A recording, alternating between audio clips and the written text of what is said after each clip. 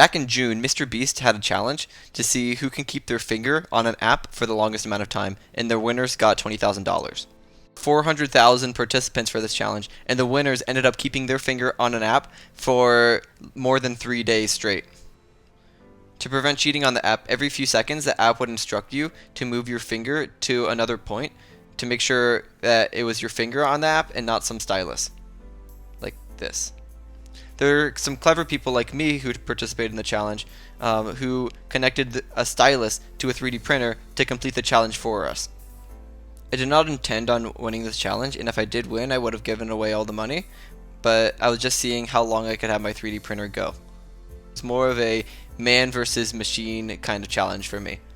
The night before the challenge, I duct taped a capacitive touch stylus to my 3D printer, and then I played with a G-code file on my 3D printer to make sure it never went up and it stayed at a constant level, spinning in a square pattern. I intended for my 3D printer to complete the challenge on an iPhone 6s because it has a smaller screen, and I thought it would have been easier for my 3D printer to reach all the points on the phone. The pattern I used to complete the challenge was a square pattern, and then it would also jump to the middle and then jump back to get all of the points, and it seemed to work very well.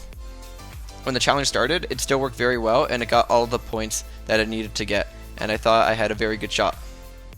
10 minutes into the challenge, I noticed that the tip of the stylus was starting to get loose because I never screwed it in super tight, and it was one of those cheap styluses that I don't know, that I just probably got somewhere for free that I just found.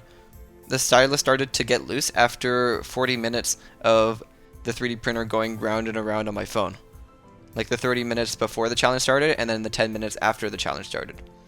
Just in case anything went wrong, I was also playing the game on my own phone just to see how long I could go. And when I noticed that the stylus was coming loose, I don't know, I was a little nervous. So I started to see what I could do to try to fix the stylus while the 3D printer was still going. And eventually, the stylus just came undone and I lost on that phone. I was still doing the finger on the app challenge on another device, so after my old phone failed with a 3D printer, I tried to swap out the devices. In this challenge, if your phone picked up a Bluetooth signal from a phone nearby, you would get extra lives because MrBeast wanted you to do this challenge with friends. So my old phone, the first device that I used, did not get any extra lives, but the second device that I used actually got 1 extra life. So I lost one of my extra lives when I tried to swap phones. After I swapped phones, the pattern on the 3D printer still worked with the phone, even though the screen was a little bigger. It was just a little bit jank, but it was still able to work for a few minutes or two. The problem was, because I was in such a rush, I didn't have time to actually fix the stylus or get another one, so it continued to be really jank and loose, and the other device I replaced it with was very loose on the bed. I didn't have the opportunity to duct tape it really tightly in place, so after a few minutes, that phone got out too, and I lost the challenge.